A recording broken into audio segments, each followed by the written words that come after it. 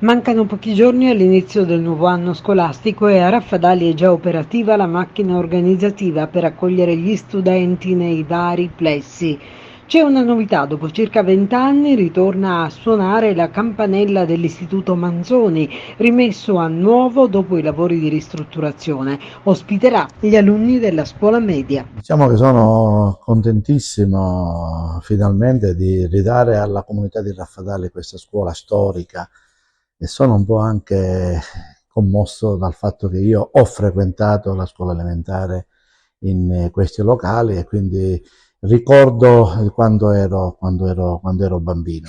Una scuola che è stata rifatta integralmente, quindi sia sotto l'aspetto sismico, di sicurezza, sia sotto l'aspetto della prevenzione antincendi e di tutto ciò che ha a che fare con la sicurezza di un istituto scolastico per dare ai nostri bambini che frequenteranno questo istituto una determinata e certezza sulla sicurezza.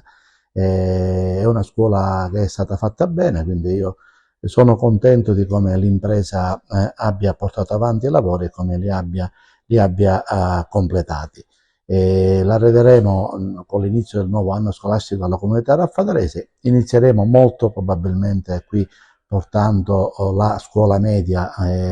nella prima fase, perché abbiamo tutti gli istituti scolastici, dico tutti integralmente con lavori in corso per dare avremo di qua a un anno tutte le scuole Raffadale rifatte tutte,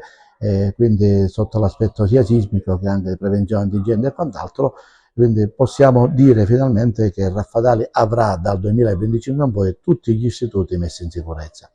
istituti nuovi messi in sicurezza, ristrutturati e quant'altro, quindi sono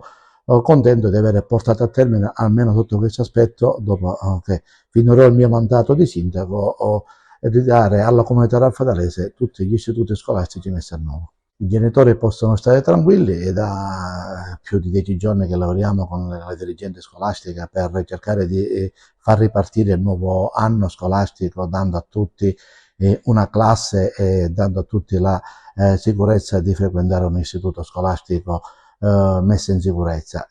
anche se ci saranno dei lavori in corso in parte degli istituti, quindi verranno utilizzati alcuni parzialmente, avranno le famiglie qualche disagio, quindi mi scuso con loro se ancora per qualche altro anno devo chiedere qualche sacrificio, anche perché saranno costretti a spostarsi da una parte all'altra del paese, perché stiamo cercando di mettere tutta la scuola materna in un istituto dove ha un refettorio e quindi possono garantire il pasto ai bambini. Tutta la scuola elementare a tempo pieno, tutto in un istituto dove anche lì c'è il refettorio per dare la possibilità ai ragazzi di pranzare dentro la scuola, mentre la scuola normale elementare sarà tutta in un altro istituto e la scuola media sarà qui nell'istituto Manzoni originariamente che ci sono le aule che servono alla scuola media per poter iniziare l'anno scolastico con tranquillità.